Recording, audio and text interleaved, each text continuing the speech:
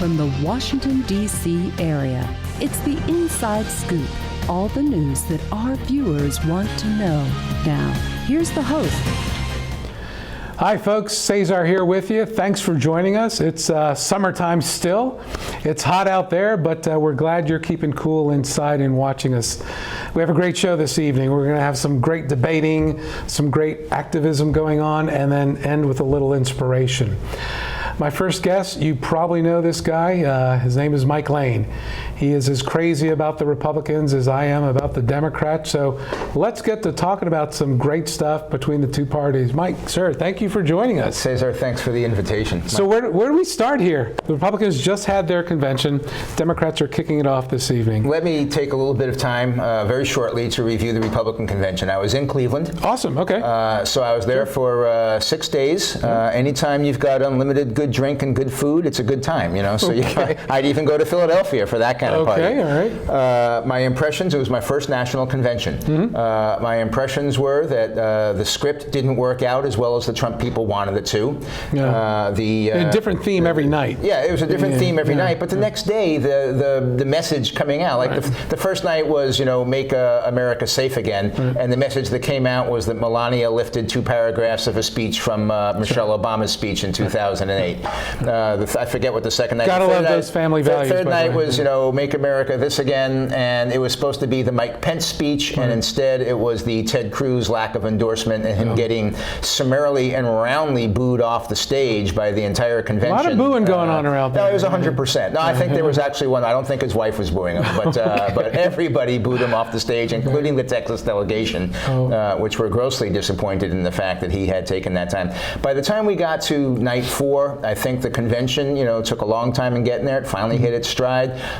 Trump gave a pretty good speech. The reviews afterwards were that 75% of the people who saw it thought it was a good speech. And finally, there was a message coming out of the convention that worked.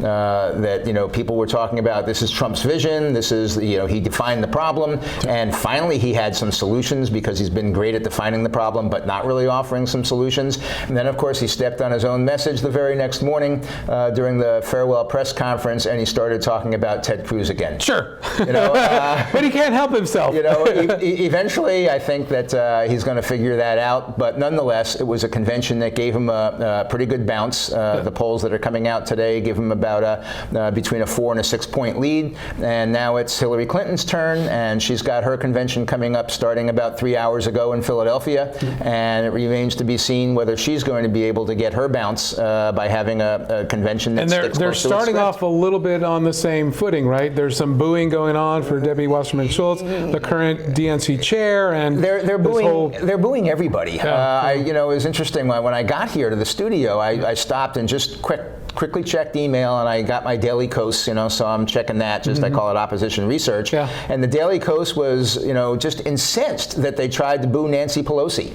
and made a very passionate defense of Nancy Pelosi. The problem is Nancy Pelosi is identified as part of the establishment. Doesn't matter what her politics are. Doesn't matter that she's a progressive liberal. Doesn't really matter is that she's been there. Isn't it? She is the person who's been there, and therefore she's bad. It is definitely an anti-establishment year. Let's dissect some of the messages. We'll start with the Republicans. We'll go to the Democrats. But the one thing I found fascinating was this whole law and order sort of theme that Trump has been kind of touting. What does that mean to you? He's going to be the law and order president. I think it means 2 things. Of course, you know, Donald Trump is good about saying things first out and then redefining them later and then redefining them later. He's shooting from the hip. And then altering his website. Now, in this particular case, he wasn't shooting from the hip because it was a teleprompter speech, and my seat in the convention hall was such that I could see the teleprompter, so I knew roughly 7 to 8 seconds in advance what he was going to say because I was reading the teleprompter that he was reading. I think it means 2 things. I think it means, first of all, he's signaling that it's border control, and he keeps talking about the wall, and a beautiful wall, and things like that. I don't know if there's ever going to be a wall. Who's going to pay for it? I think a wall is a euphemism for we're going to get control of our borders. Fair enough. And then the other thing... The northern border as well as the coast, right? Well, not just the brown folks to the south, right? I think you start in the south because that's where the problem is, but it's not an isolated problem. I do think we need to to control the northern border, because certainly we're going to have, I would suspect, a large number of attempted illegal entrants on the northern side from people who wish us harm, not people who are seeking economic advantage, not people who are seeking a new life, but people who wish us harm. And that's going to be a northern border thing. So the answer is yes, we need to control the northern border as well. So I took the law and order, just what hit me was, wow, we're going to have a lot more police, perhaps, to make sure people are obeying the law? Or? I don't know that it's going to be more police. Remember, back to Bill Clinton's, his was 2,000 more cops on the beat, or 20,000 more cops on the beat. I forget how many cops he was going to put on the beat. But it was more police. And then he had his law and order, and he had his crime reform, and he had the lock 'em up things and stuff like that. I don't know that Trump is really talking about more police on the beat as much as he's talking about, he's signaling a dichotomy war here. Hillary Clinton's going in the direction of the Black Lives Matter message, and Donald Trump is going in the direction of the Blue Lives Matter message. And they're going to be competing messages, and it remains to be seen which one produces more votes in November. Wow. I didn't look at it that way, but okay. I do. I think that's where it's. I think that's he's signaling a support for the police. He's saying he's the law and order guy, and so the talk about criminal justice reform and letting large numbers of people out of incarceration who have been there under laws that were previously or still there. I think he's signaling that he's not going to go for that, and that Hillary is. So that's the way I read those things. All right. Not more cops on the beat. Okay, because I'm glad you think that. My suspicion is it wouldn't happen anyway, simply because you don't have the funding for the localities to hire. I mean, it poses a huge deficit problem. Where does that money come from? Yeah, the most expensive part of any job is the labor. That's right. And law enforcement is labor intensive. Sure, absolutely. So what else did you come away with from the Republican convention that kind of stuck out as, well, this is unique, or this isn't? I had the same impression of the Trump family. I think that everybody did. Just fine children. Really, really good people. I thought Melania his wife, Mrs. Trump, was introduced to the American people at that convention, and notwithstanding the problems with the cribbing on the speech, it was very well received. I think she's a warm, engaging, likable woman. I think most people thought that. In fact, for me, it was a little less. I mean, I get that someone wrote that speech for her, so someone let her down, and obviously that came out after the fact. Right. What I found fascinating was how they tried to cover up, sort of like, oh, this wasn't lifted, this wasn't, taken. You can read this in My Little Pony or something. Everyone was coming out trying to defend her speech, but it clearly was plagiarized. Yeah, the Trump style is to, never admit defeat, never admit a mistake, and go forward. Look, we all make mistakes. And this is the first time when they. But it took them like 2 days. 36 hours, which is close enough. It was stupid. I mean, remember, Donald Trump is rewriting all the rules of politics, how you get elected, how people react. The old rules are that when you're caught like this, you apologize and move on. Right. Those are the old rules. We don't know if those rules are going to survive in the new thing. Well, that's because the electorate is different now.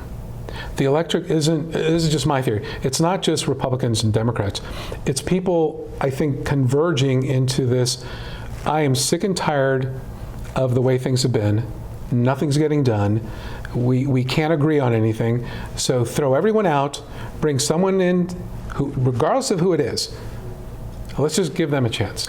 That's why I think Donald Trump is doing so well. Oh yeah, it's a total someone who's not owned by the system, right. Someone who's not owned by the special interests, someone who wasn't picked from the institution. Someone who wasn't picked from the institution, someone who's not the establishment. Right. It took me a long time to grasp and understand Donald Trump's appeal. Once I got it, it became obvious. But in the beginning, I was one of those people that said, okay, well, he just called John McCain a loser for becoming a POW. And I thought, I swore that was the end of the campaign. And how wrong was I? No, I think you're right. I think people are sick and tired of politicians telling them what they want to hear. versus Trump, although people don't agree with him, because he has said some pretty outrageous stuff. He's controversial. But people will appreciate his frankness. And he just says what's on his mind. It's unfiltered, right? Yeah. But people, I think, appreciate that more so than kind of the Trump supporters now, the people who gave Donald Trump the nomination, the people who are coalescing around him, and the people who will ultimately vote for him. Mm-hmm. The vast majority of them are looking for an unscripted, unslick, unscummy, right. Somebody who comes out there and tells it the way it is. Yeah. And that's his appeal. Right. No, and I will say this as a longtime Democrat, that is the challenge Secretary Clinton has. Because when you talk to people, by the way, one-on-one, she's a very lovely person. Mm-hmm. I've met her a couple times. She's very nice. But something happens when she gets on stage and she makes the speech. There's a disconnect there with who she is. It's almost like she really needs help in preparing and giving speeches because she comes across just so disingenuous. I have not met her in person. I look forward to that opportunity sometime. I will say that I've met her running mate Tim Kaine several times in person. Love Tim Kaine. He is a warm, engaging kind of guy. But you're right. Secretary Clinton just doesn't have the podium presence that projects warmth, that projects "I'm with you." Right. It sounds very scripted. It sounds very controlled. She is scripted. That's the problem. But that's my point. She's not. She really has a lot of emotion and passion and morals and scruples and thoughts behind that. But for some reason, I guess she hasn't overcome it. When she gets in front of a big audience, she's stiff. So we'll be right back, folks.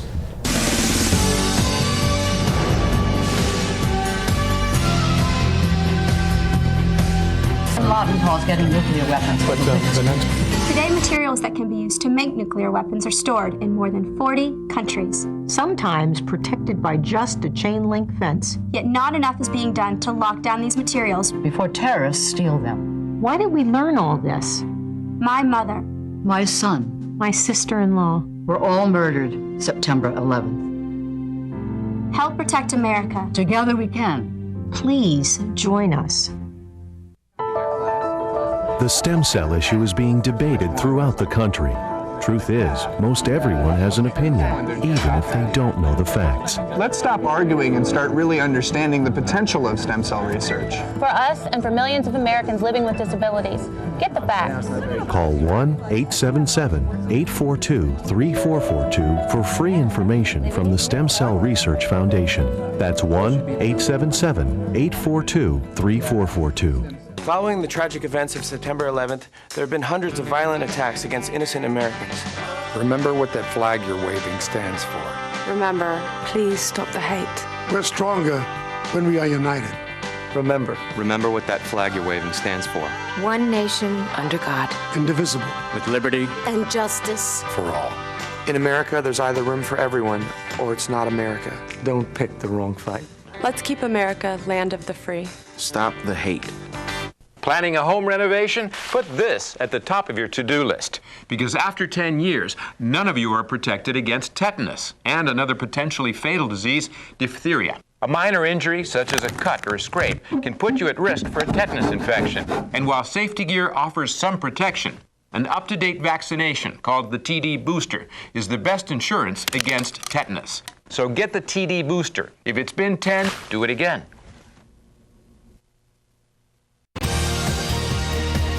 We're back to the Inside Scoop. Here again, your host. Hi folks, Cesar here, back with you. My guest, Mike Lane. We're talking about the RNC and DNC conventions, and let's go into some of the other craziness. What's going on with the Democrats here? Well, they started their convention about 3 hours ago. We did. I don't know who opened the convocation, but it was not Debbie Wasserman Schultz. I guarantee it was not her. She sort of, she let the evidence out. She stepped in it. She stepped in it. Yeah. And so, and by the way, both parties suffer from that institutional control. Mm-hmm. Like the insiders want to pick their nominee, right? And Donald Trump has crushed that on the Republican side. Right. The Democrats did close. That. They got close. But look, Hillary was, I mean, that's the problem with the institution, the parties, right? It's a club. It's a group of people that want to decide what's best for everyone else, right? I mean, both sides do that. If there had been a wider field in the Democratic Party the way there was in the Republican Party, I wonder how it could have come out. Oh, that would have been interesting. But we'll never know. Well, Secretary Clinton, I think, had it locked up after she lost to President Obama. I think everyone sort of got in line. She's next. Right, everyone got in line. And interestingly, it's the Republican Party who forever and ever and ever has said he's next. That's right. So. But that's why the parties are becoming so similar in that sense. Look, people can... She had it wrapped up when she wrapped up the superdelegates. That's what I mean. Yeah. That was done when she lost to President Obama. That was the key right there. Yeah, see, the Republicans don't have those superdelegates. No, we don't. It was an idea we'd never thought of back when we had all this Well, that's how you maintain control. And, right. But see, that's what's so, the Democrats were supposed to be more open. We're supposed to be more inviting. We're supposed to be more accepting of diverse people, ideas. And when you see stuff like that came out about the emails and just someone putting their thumb on the scale for one candidate over the other, that is not what democracy is about. Let me just stip for the record that I disagree that you're the more open party. But what particularly hurt, I think, the DNC's image was the suggestion that maybe we can attack Bernie on his religion. Disgusting. Yeah, I mean, okay, so it wasn't Debbie Schultz herself that suggested that. But she should correct that. Why is that person still there? Right. Debbie's gone, and that person's still working. That's my point. That is what I mean by we are supposed to be. We claim that higher ground, right, as Democrats. And we claim it as well. No, you guys claim stuff like family values, right? You claim stuff But every race, creed, color, religion, and ideology has a family. It's different. How do you define what that is going forward in this very, very forward, progressive country of ours? Or it used to be right of center. I don't know if it still is. We're going to find out. It still is. We'll find out. I think with the Supreme Court, if it goes the way of the Democrats, you will have a much more progressive Supreme Court. Oh, without a doubt. I mean, the next president will get 2 to 3 appointees in the first term, I believe. Easy. And that that could. I mean, if Hillary gets to appoint the Scalia seat, that changes history. Totally. And if Trump gets to appoint the Ginsburg seat, that changes history. Yeah. So it's. We always say this is the most important election, but it actually is. But when it comes down to it, I mean, the country. I mean, there are all kinds of issues. There's the economy. There's human rights. There's energy. There's all these things. When it comes down to it, #SCOTUS. That is the issue of the election. Yeah. And who's going to get the next 2 to 3 appointments? Totally agree. So what's your hot button that you think is going to drive a lot of votes for the Republicans this year? It's not family values. It's not. No. Trump is not a social conservative. Trump clearly. is. In fact, it's hard to put a blanket over Trump and really define what he is. He's a populist, but he's not a social conservative. He's not a traditional defense conservative. And I mean, he wants to rebuild the military. He wants to sink a lot of money into that, but he's not necessarily saying that we're going to use it to project power around the world. He's saying, in fact, pulling out of NATO. We've been projecting power too much around the world. Well, not only projecting, which is, by the way, one of the areas on which I disagree with Trump. But that's just my personal thing. And as far as an economic program, he is more of a traditional economic conservative. He believes in less regulation. He believes in lower taxes. He believes in unleashing the freedom and ingenuity and investment of the United States people to go out and build the economy. So he's much more of a traditional economic conservative, not so much the other 2 legs of the stool. Hillary, I think but are people voting? They're not voting those economic issues. They're not. No. They're voting. The vast majority of Donald Trump's support is going to come from people who want to smash the establishment. They want to change the way things are done in Washington. They don't necessarily care how it's changed. They just want the special interests and the establishment to be disempowered and for the people to be able to say that they're in charge. So there was a march outside the DNC today, and I found it amazing. There were quite a few people, Bernie supporters, that were still upset that he did not get the VP nomination. They didn't like the Kaine pick, so they interviewed a couple of these people, and there were quite a few that weren't going to vote for Hillary. They were going to vote for Donald Trump. And when asked, well, what is it? Well, we don't like the establishment. That was their answer. That was their response. So forget the issues, right? Forget how he would vote or push legislation or support. They just want someone from the outside. Cesar, there will be a certain number of Bernie people who do cross over and vote for Trump for that very reason. I don't know how you measure. I haven't seen any polls that are consistent on that to tell me how many of those people. I saw one at about 78%. 78% of Bernie people are going to cross over. Are going to support Hillary. Are going to support Hillary. Okay, but that doesn't mean that 22% are going to cross over and vote for Trump. Half of them stay home. Half of them stay home. So, and the others might go to Green or Independent. Right. I mean, you know, Jill Stein, and some of them probably even fancy themselves libertarians and don't know it or something like that. Supporting Bernie's not libertarian. No, but they, but they think, not every voter is highly informed. No, not in our country.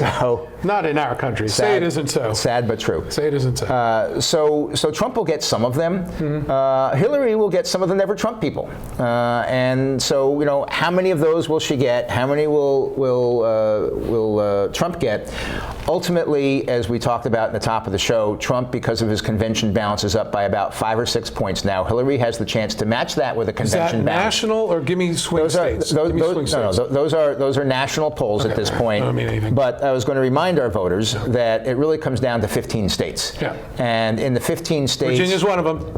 Virginia's one of them, and that probably tips likely D with Tim Kaine on the ticket. You can count on that one. But most of the swing states are all within the margin of error right now. So what does that say to you? I mean, you have these very, very different candidates, parties, visions.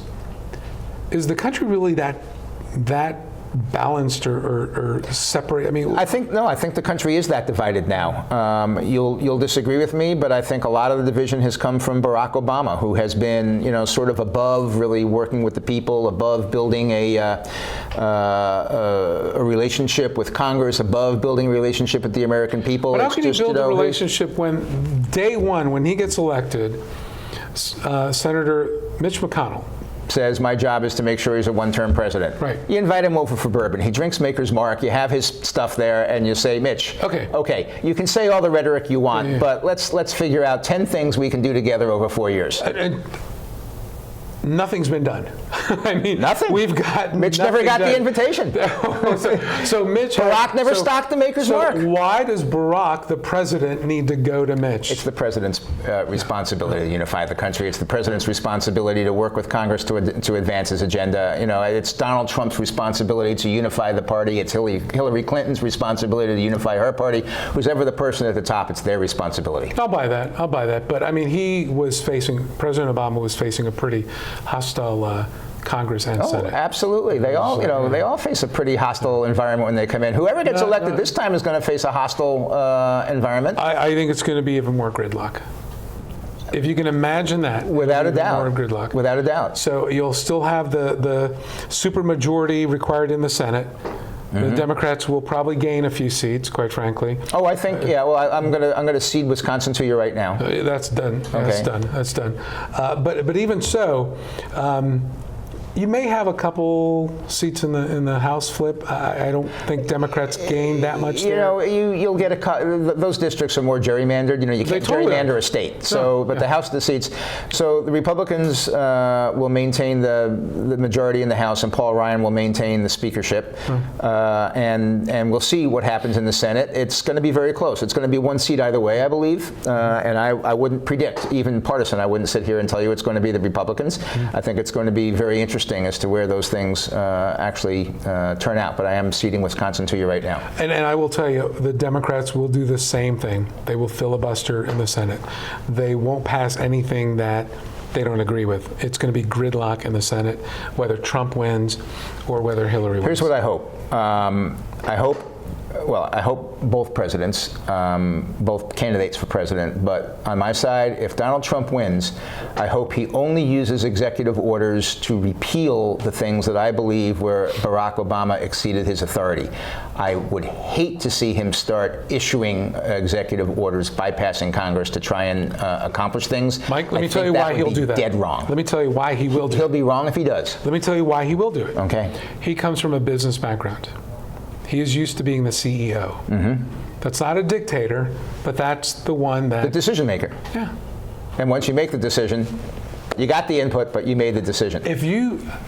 look, he's a smart guy, but I don't think he grasps the three branches of government thing. Not yet. He won't. He is going to just tell people what they should do, and his expectation is they listen. So. I think there are certain comments he's made on the campaign trail over the course of time where you could easily and logically conclude that. I think that those comments are in the distant past. He hasn't come up with anything like that real recently. Mm-hmm. I think he's learning as he goes along. I think he's a bright guy. No, he's a bright guy. He just wants to be in charge, wants to tell people what to do. That's how he gets stuff done. Who wouldn't? But that's how he wants to get stuff done. Right. He comes from the business world with that as well. I'm hoping he doesn't do that, because that is our massive complaint against President Obama, and I don't want to see us open ourselves up to the same criticism that we are leveling, I believe, rightfully at the president now. Okay. What other predictions you've got here? We've got about 40 seconds.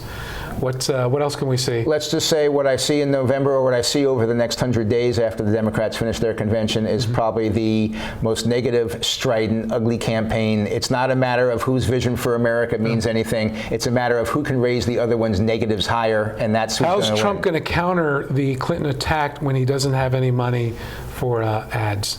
I don't know that ads are important. We haven't seen ads play any role in his campaign so far. It's going to be fun.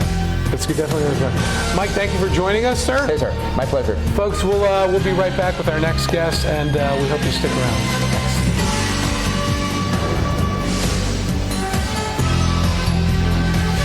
Thank you, sir. Thank you.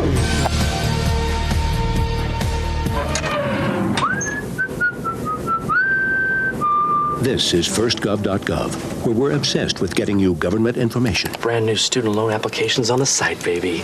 This calls for a celebration. Where's your uncle? So in the end, it was either take the astronaut gig or come work here. What can I say? Duty called. Dude, that's my cop. Oh, sorry. Yeah. No, I'm pretty sure that's Sam's cop. Oh, sorry? Yeah. No. Sam's. No. Just log on or email us and get what you need. C, change of address form. That's how it's done. D, driver's license renewal. E, emailing Social Security information. Yeah. Okay. Yeah. Nice, we'll allow it. All right, What are those? Government surplus cars for auction. You posted those online last time. No, you did. I'm posting them online this time. For all your government information, firstgov.gov. Oh, what have we got here? Sometimes you feel tired. You can't seem to lose those extra pounds off your midsection. And your joints hurt when you take the stairs. Well, you're getting older. But I'm happy to say that there's some simple things we can do to keep you happy and healthy for years to come.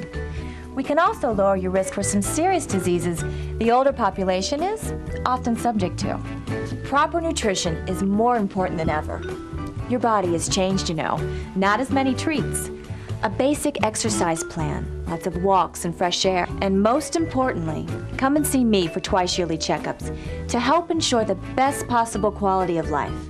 Now, how does that sound? Good boy. Improve the quality of life for your elderly pet. Schedule twice-yearly checkups that include preventive care and regular lab work. A message from the veterinary members of the American Animal Hospital Association. We're back to the Inside Scoop. Here again, your host. Hi folks, Cesar here. Thanks for coming back. My next guest is a very, very dear friend of mine, Michele Menapace. She is with the Community Action Advisory Board. She's been with them for about 5 years. She currently is the appointee from the Coalition of the Silent and formerly from the Fairfax County Council of PTAs. Michele is one of the 2 appointees from the lead district that would be under Supervisor Jim McKay to the county's Human Services Council and was elected vice chair last week. Michele, you've been busy since the last time we talked. I have. Thank you for coming on board here. My pleasure to be here. So talk to me about CAB. I mean, I love it because, look, we were poor. We were part of the free lunch, free breakfast, food stamps, subsidized housing. So I love this, giving people the opportunity. So what's CAB doing these days? Well, CAB serves the population. We really at the very lowest end of the poverty spectrum. We are a federally funded organization, community organization that oversees and monitors the distribution of federally funded community service block grants. And that only goes to 125% of the poverty level. For a family of 4, that's just under $24,000 a year, which in this area is yes, as anyone who lives in Fairfax knows, that kind of money is not going to go very far. So the focus of the CAB is to help people become self-sufficient, financially self-sufficient, so that they become contributing members of our community. Some of our funding goes for emergency services like emergency food for others and some of the other local food banks, but we fund contractors who provide job training, child care. Affordable child care is particularly difficult for this group in our population. They can't afford to work if they can't afford to have their children taken care of. So the job training, education, after-school programs for children, making sure that they're staying on task with their homework, making sure they're getting safe places to play, and get tutoring to help improve their grades and exercise as well. So this is countywide, right? Correct. But I'd imagine a lot of it's really centralized in maybe 2 specific districts, or do you see the need? They're all over. Really? They're all over the county. Like even in Drainsville? Yes. Okay. Yes, we are. Okay. And one of the things that the CAB has started doing, the 30-member CAB board, we've started doing more direct volunteer efforts. And this is the 3rd year during the month of August that we are doing a food drive to benefit Food for Others. During the summer, food banks are notoriously low on supply. Need is high because children are in school. And while some children may be getting participating in the feeding program that the schools participate in, if the kids can't get to school, then it makes it that much more difficult for our food banks then to also supply them. Wow. So that's 1 meal a day, or for the whole summer, or how does that actually work? I think they do, depending on the school, they have both morning, they'll have breakfast or lunch or both, but each site is different.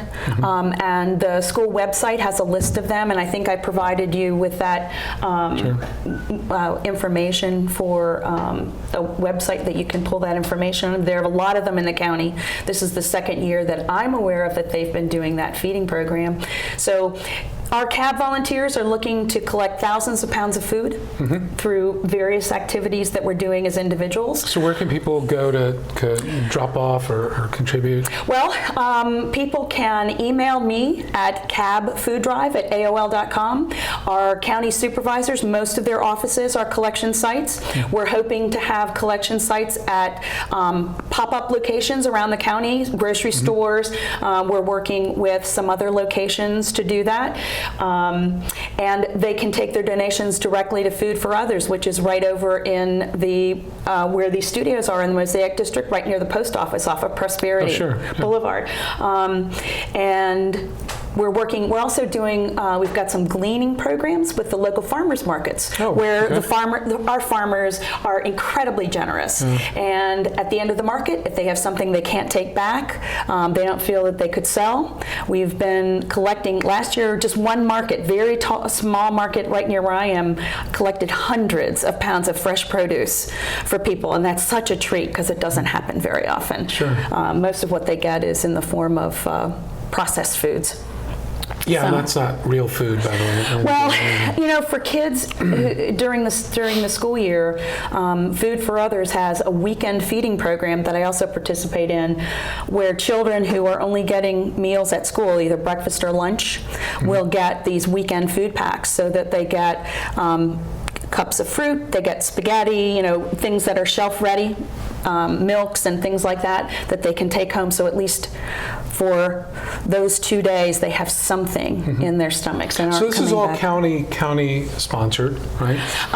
No, the CAB programs are federally funded. The county doesn't contribute anything? Well, not to the CAB. The CAB is strictly a federally funded program, and we have those income guidelines that we have to follow. But the county has their combined funding pool that does a lot more than we do. And so they do provide funding to Food for Others, but they also have a lot more contractors that do very similar types of programs, encouraging that self-sufficiency and extended training that people need to improve their ability to be independent.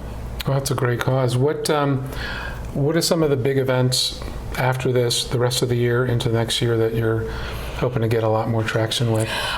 Well, most of what we are trying to do is helping to educate the community about the amount of poverty that exists in the county. So that's an ongoing effort. We're on Facebook, Community Action Advisory Board on Facebook. We're particularly interested in affordable housing. So a lot of what we do is advocacy with our elected officials. And the events, the main focus that we do in terms of events is related to this food drive during the summertime. That's a direct volunteer effort that we do. But we also participate as individual volunteers with the various contractors to support them as individually. Let's give a shout out. Who are the most supportive of the electeds? Who's on like the top list there? I have to tell you that all of them are supportive of what we do. Absolutely. And I think as a board, they recognize that poverty needs to be eliminated, homelessness needs to be eliminated if our county is going to thrive and sustain itself. And I'm proud to say that we've got a very supportive local board, and a lot of our officials support that the entire effort of the funding pool, as well as the CAB and all of the people who are doing work as volunteers in this area. Well, that's great. Any big, like, I should have had our previous guest, Mike Lane, in here to advocate cutting the programs, but we'll catch him later. He's that kind of guy. But any opposition out there that may kind of like head into this, or like cut into some of the fundings, or are you guys pretty happy and secure with? Well, the federal grants that the CAB receives through Community Action started when Lyndon Johnson was president. This was the war on poverty. So this has been going on since the early 60s. And every year that funding pool is at risk. So mainly working with Congress to make sure that those safety net programs don't go away is probably the biggest challenge to making sure that we be good citizens and good neighbors, because everyone needs a hand up every now and then. Absolutely. Yes. Yeah, I mean, that's just, look, we're all fellow human beings, right? I mean, well, and just as an example, people don't think that Fairfax has many people in poverty, but over 50,000 students in our schools qualify for free and reduced meals, reduced price meals. That's a huge number. And that's not even all the way down there. And we're reducing homelessness. Our county is doing a tremendous job with its homelessness, but we still need a housing that's affordable for not just people in poverty, but our employees, our county employees, our firefighters, policemen, teachers. It's pretty scary when you look at the average price of a home in the county. I mean, it is. It's like, okay. Yes, I don't know how some people get by. You know, so many in our county are just barely scraping by, and you know, the image of people just sitting back on a couch watching TV and collecting checks from the government doesn't exist anymore. Many of them are the working poor. They're working and working and working and still not making ends meet. In a county like ours, that's really difficult to reconcile. No, I hear you. What one thing that we can kind of convey to folks that you may want to leave them with, you know, plea or call to action or sign up or? Well, the idea, not so much that we are our brother's keeper, but the sensitivity to dignity and respect for everyone in our county. The idea that, like we just said, that everyone needs help from time to time. And whenever we can step up and do something to make a difference, it matters. And it really does impact lives in a positive way, which helps our county. And again, just it's countywide, right? Mm-hmm. I'm still grasping my mind around that. It's Yes. Yeah, yes. okay. And there are pockets of much higher poverty levels. There's no question about that. But there isn't an area in our county that isn't touched by poverty at some point, or you know, having trouble putting food on the table from time to time. And it's expensive to eat healthy, right? There's no question about that. And that's why these farmers markets and the fresh produce and the ability to distribute that type of food is so important, and it suffers during the wintertime. So as long as we have summer's bounty available to us, I'm so pleased that we're able to work with those farmers to make sure that we get it to people who don't have that opportunity. There was a challenge out there I think it was on minimum wage, to try to eat healthy, and just no one could get the formula right? Because fruit and vegetables, I mean, they're just super expensive. So what was affordable was the stuff that people shouldn't be eating, right? I mean, that's still the case. And that's the double-edged sword, right? I mean, exactly. You can buy this stuff, but it's not necessarily the best for you, and it leads to a whole bunch of other problems. And it just, I really love what you guys are doing, and I really appreciate you guys coming in here. Anything I can do to help, and just we'll let you know. Okay. I mean, if I got to write a check and help the cause, I'll that would be great. Glad to do that. But helping to educate, that would be the main thing. That's why we're here. We'll be right back, folks. Stick with us. Thanks for coming in, Michele. Always good to have you here. I love seeing you. Always good. How's life been for you? Too many women get hit by their boyfriends and husbands. Too many women are pressured into having unprotected sex. Half of the people in the world living with AIDS are women. It doesn't have to be this way. Together, we can change this reality. Let's strive for a world free of violence.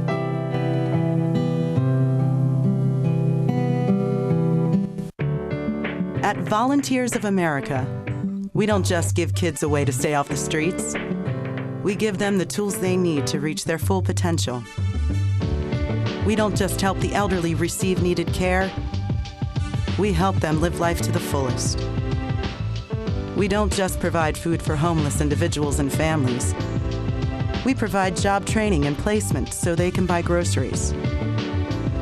Volunteers of America is a national organization that for over 100 years has provided programs and services that allow people to overcome their challenges to become vital members of their community. At Volunteers of America, we don't just help people, we help people help themselves. Find out how you can support the programs that are working in your community. Contact Volunteers of America today. Call 1-800-899-0089. Drivers face all kinds of distractions. Guys, stop playing. No. 127 consecutive. Before your wireless phone becomes one of them, stop.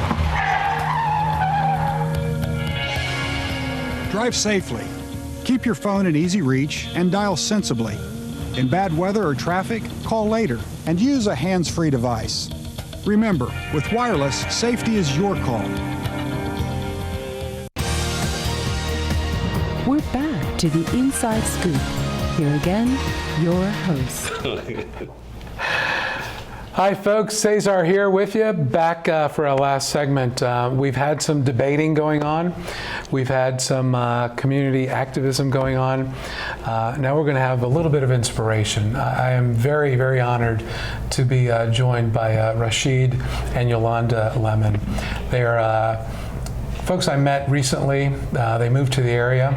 A little bit about RaSheed. I know he earned his Bachelor of Science in Public Health with honors from American Military University, and currently he's working on his Master of Divinity at Regent University. RaSheed still serves his country and the general public. Actually, he's been serving for 37 years in government, and he's a former military guy. We'll give him a chance to talk, as well as welcoming him and his lovely wife to the show. Folks, thank you so much for joining us. Thank you. Thank you. Such a pleasure having you here. Yes, sir. I wanted to kind of share with the audience your all story, your journey, how you came here. I thought it was fabulous. Maybe give the audience a little bit about I love how you came to Herndon. Can we talk a little bit about that and then go into your backgrounds and stuff a little bit? Yes, sir. After I got back from Afghanistan, I actually worked for the Department of Homeland Security, and I was promoted and as a supervisor, and they sent me to the Orlando field office. Okay. And so down there, I met my wife. And after we have gotten married, we just knew that God had ministry for us. Right. And so as we were just talking, discussing, the Lord had spoke to us that we would go to Herndon. Right. Well, lo and behold, how did that come about? I love that part. I think you told me about that. Yes, actually, around the corner from our apartment complex in Orlando was a post office called Herndon Postal Service on Herndon Parkway. That's crazy. And we were like, okay. And so when my husband, when RaSheed got the word of the promotion, and it was going to be in Herndon, Virginia, we knew it was a God thing. So you guys are being guided. Yes, absolutely. Being guided. Okay. Absolutely. That's great. It was totally, it was a confirmation for us. Mm-hmm. And so you came to Herndon. Yes, sir. Yes. And you looked around, and this is where I need to be. Correct. Then pretty what did you much. do?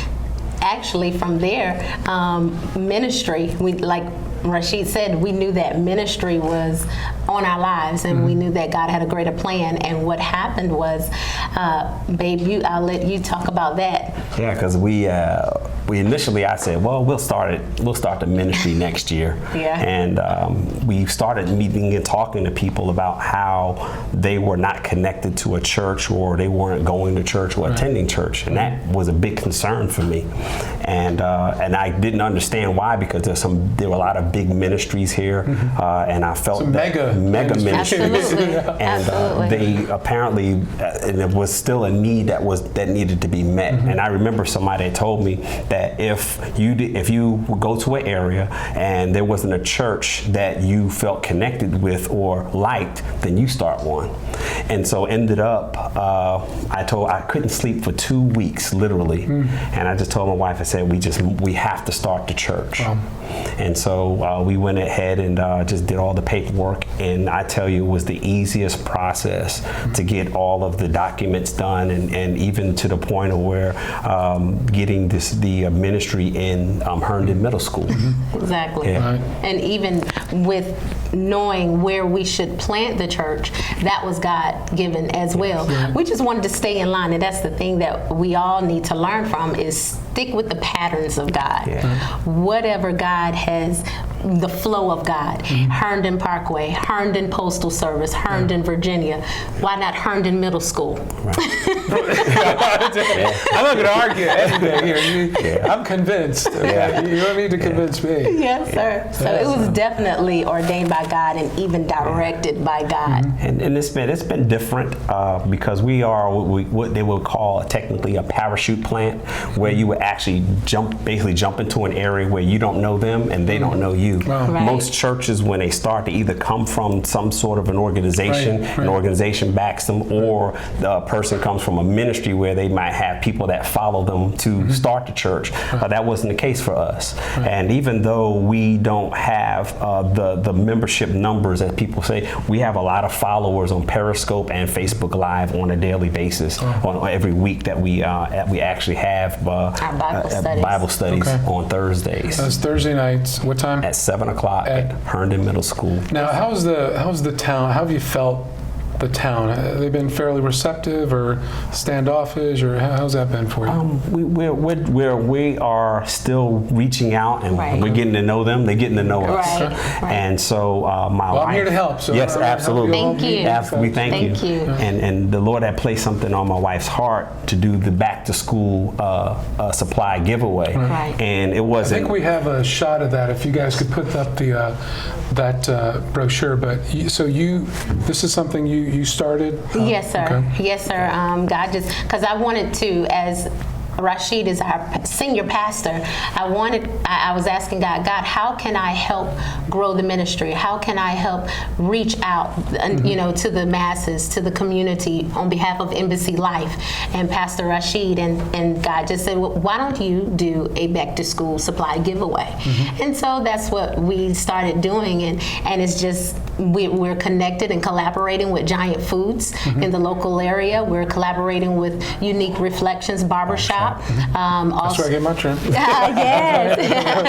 So does Dave. Yeah, absolutely. And Urban Blue Beauty Salon. We're we're utilizing the people God has allowed us to connect, and Mr. Cesar.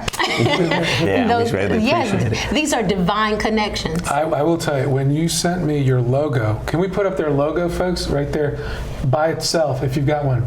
So my last name is Spanish for of the eagle. Wow. Del Aguila is Spanish for of the eagle. Okay. So we were meant to meet. Absolutely. I believe that. There's all these things. I believe that. One thing, Mr. Cesar, that God had told us last year was connect with those that are seeking His will. And so that is so important, that's what we must do in this season, is to connect with those that are divinely orchestrated according to God's will. And that's what God has done with you. God connected you and my husband for His purpose. And even from our ministry standpoint, one of our foundational principles are the 7 spheres of influence, and one of those spheres are media. And actually, you've helped us to meet one of the criteria that God has us to operate in is the media, and you were able to open up the media arena for us to meet with people. Although we talked about politics and government, that's another area of the spheres of influence. So we know that even still now, these are all. It's a divine appointment or a divine providence of God for Him to bring these things together, because we do believe that we have something that we have to give to Herndon to help Herndon to be a better township, and especially this area is growing very diverse in the demographics and how it's even changing in these days too. I think Herndon's a microcosm of really the country. It is. It's changing.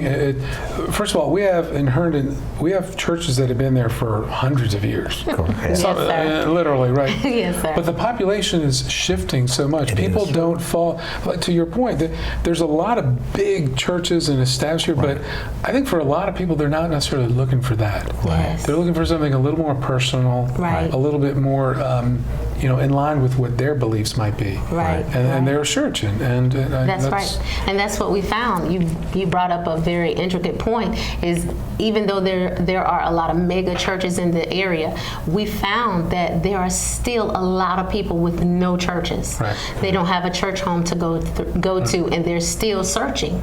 And what they're searching for is an answer. And how can they get that answer? And that's what RaSheed and that's what we do at Embassy Life. We show them how to apply apply the Word of God to their daily lives and impact within those 7 spheres of influence: education, business, and politics and government. And we want to help train, help develop them in the Word of God so that they will know how to go out and make an impact in those areas. And those areas we found, even through the studies of the 7 spheres of influence or the 7 mountains of culture, are what changes, shifts culture.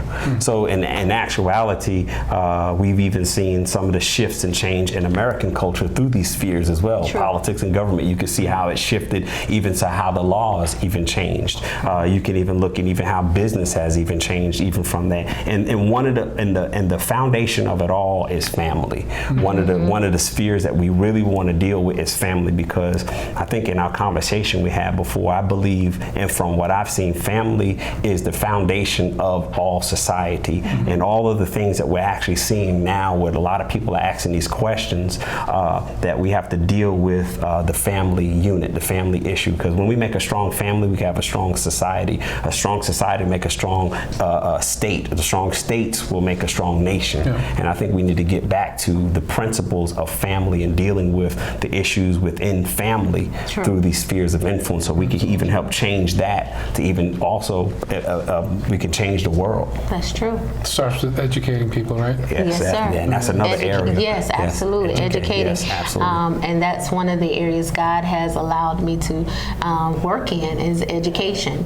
And one of the things I love is impacting those the students, because God has afforded me to work with those that are not as I guess they are not, they are impoverished, they don't have as much as others would. And so God has allowed me to work in that area and to become an impact or make an impact within their lives and show them to Christ as well. And so that's what we're here for and here to do. I love the name. Embassy Life. Yes, sir. I mean, that just, for me, that says it all right there. I mean, it's a great, it's an awareness. It causes you to really, like, well, let me think about this. Yes. And that came from, that was a revelation God had given us about, we set the church up to be like an actual embassy, even from some of the titlings you'll see, sanctuary. Absolutely. Because whenever it's being the way we see things are today, with a lot of civil unrest, especially when you go to another country, when that happens, when you're from that, when you're a citizen of that country, when there's an issue, then you go to the embassy for respite, for safety. Well, let me tell you, I'm probably going to have you back, because I want to track your progress. I want to kind of let the folks know what's been going on there. So very good. I want to thank you. This went by too fast. Yes, sir. But I definitely want to come and get you guys back on again. Okay. Thank you. Yes, thank you for coming on. Thank you for inviting me. No, absolutely a pleasure. And we'll talk again. Best of luck to you. Thank you. Folks, thanks again for joining us. It's summer out there. It's hot, but we're going to be working to keep you up to date on the happenings out there. Thanks again.